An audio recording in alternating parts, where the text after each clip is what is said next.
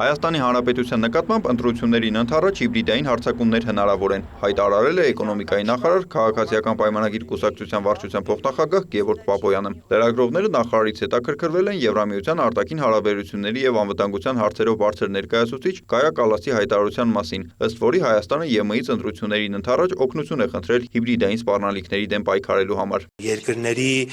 սուվերեն իրավունքն է պաշտպանել պետությունների եւ ժողովուրդների շահը եւ ես կարծում եմ որ շատ նորմալ է որպեսզի մենք այդպիսի հարձակումներից մեր ժողովրդավարությունը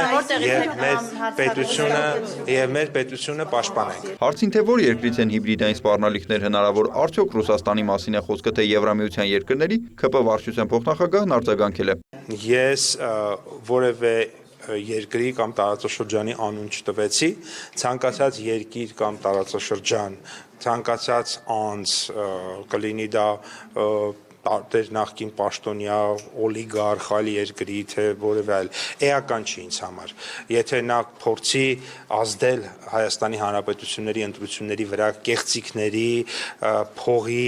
ընտրակաշառքի, կեղծ լուրեր տարածելու, տարբեր տեսակի ընդհանրապես ժողովրդավարության վրա տարբեր հարձակումներով, ես կարծում եմ, որ ոչ միայն ժողովրդավարության իրավունքն է, այլ ժողովրդավարության պարտավորությունն է պաշտպանել իրեն եւ ժողովրդավարությունը դրա համար պետք է ունենա այո փող, դրա համար պետք է ունենա անհրաժեշտ ուժ, պետք է ունենա գիտելիքներ եւ անհրաժեշտ ժամանակին գործի կտրուկ եւ հատուկ։ Ինչու է այդ պայքարում Հայաստանն ապավինում Եվրամիության աջակցությանը։ Պապոյանը կարծում է, որ եթե Եվրոպան ստեղծել է ժողովրդավարություն եւ կարողացել այն պահել, ուրեմն ունի գիտելիքներ եւ փորձ, ինչից պետք է օգտվել։ Լրագրողներն անհասկանալի են համարել, թե ինչպես էր, որ երբ նախկին իշխանությունների ժամանակ ձերբակալություններից հետո ակցիաներ էին լինում, Եվրամիությունը աղմկում էր, իսկ քաղաքացիական պայմանագրի իշխանության օրոք Եվրոպան աչքերը փակում է, ոչինչ չի ասում։ Արձագանքելու համար հիմք է պետք։ Երբ որ որևէ մարդ, օրինակ, որևէ մարդու ապօրինի են ենթադրենք բանտարկում, բնականաբար շատ նորմալ է որ արձագանքեն։ Իսկ որևէ մարդու երբ որ հիմնավոր են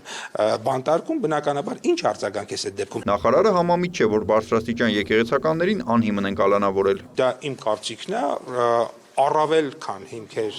եղել են, որովհետև երբ որ ես տեսնում եմ օրինակ հայտարարությունները եւ այլն, դրանք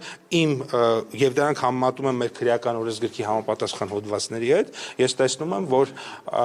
ապօրինություն երևի թե կլիներ հակառակը։ Հարց է հնչել նաև եկեղեցիներում վարչապետի մասնակցության պատարակների մասին։ Արդյոք ճիշտ է որևէ քաղաքացու դուրս հանել եկեղեցուց նրա որևէ հայտարարության համար։ Պապոյանն ասել է, որ դա կարող է արվել, եթե այդպես է պահանջում մեծամասնության շահը։ Ժողովրդավարությունը այն իրավիճակն է, երբ որ օրինակ միտեղ 1000 հոգի հավաքվում են, օրինակ մեկը չի կարող գալ եւ իր կամքը պարտադրել 1000-ին։ Ժողովրդավարությունը ասում է, որ այդ ժամանակ պետքա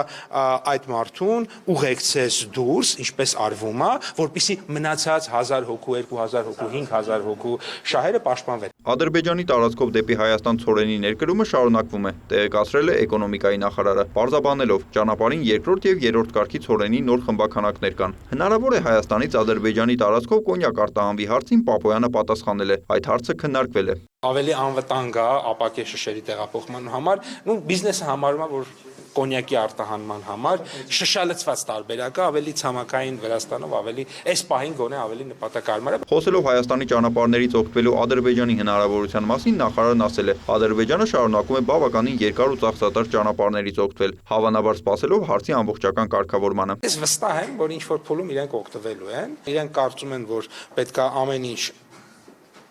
ավարտելու միանգամից, մենք կարծում ենք, որ կարելի է զուգահեռ անել։ Վերադառնալով ցորենին լրագրողները հետաքրքրվել են. ինչ է տալիս Հայաստանին Ադրբեջանի ճանապարհով ներկրումը։ Պարենային անվտանգություն պատասխանել է Պապոյանը, նկատի ունենալով Լարսին այլընտրանքի անհրաժեշտությունը։ Իսկ ինչ է փոխվել շահավետության առումով։ Այս կապակցությամբ նախարարն ասել է. սպառողը ցորենի գնի փոփոխություն չի զգում, որովհետև այդ գինը կախված է տարբեր կոմպոնենտներից։ Նախորդ տարի այս ժամանակ ես նայում եմ ինվոյսները 190-ից $200 էինք Ռուսաստանից սահմանին ստացել ուրեմն բեռնափոխադրումով ցորենը։ Այսօր գները 275-ը ցորենի։ Այսինքն ինքը ուղղակի գինը փոխվել է, գինը բարձրացել է։ Հիմա սա կարա օրինակ նպաստի, որ ավելի արագ ստանանք, ավելի անխափան ստանանք, $10 կամ $20 օրինակ ավելի էժան ստանանք։ Այո, բայց ես ուզում եմ ասել այլ գործոնները ավելի շատ են ազդում։ Մենք ստեղ կարող է այս եղանակով $20 գինի իջացնենք, բայց տեսեք այն մի տարբերակում մինչև $85 ինքը, ասենք, բանը գինը բարձրացել է, որովհետև տեղում անցած տարի բերքը շատ է եղել, ուրեմն գները ավելի ցածր են, այս տարի բերքը ավելի քիչ է եւ գները բնականաբար բարձրանում են։ Նախարարն անդրադարձել է նաև հեղուկ գազի թանկացմանը, ընդգծել, դա տեղի է ունեցել շուկայական մրցակցային կանոններից ելնելով։ Իսկ եթե դա այդպես չէ, սպառողների իրավունքների պաշտպանությամբ զբաղվող հանձնաժողովը կարող է դիտարկել այդ հարցը։ Նիկոլայ Ավետիսյան, լուրեր։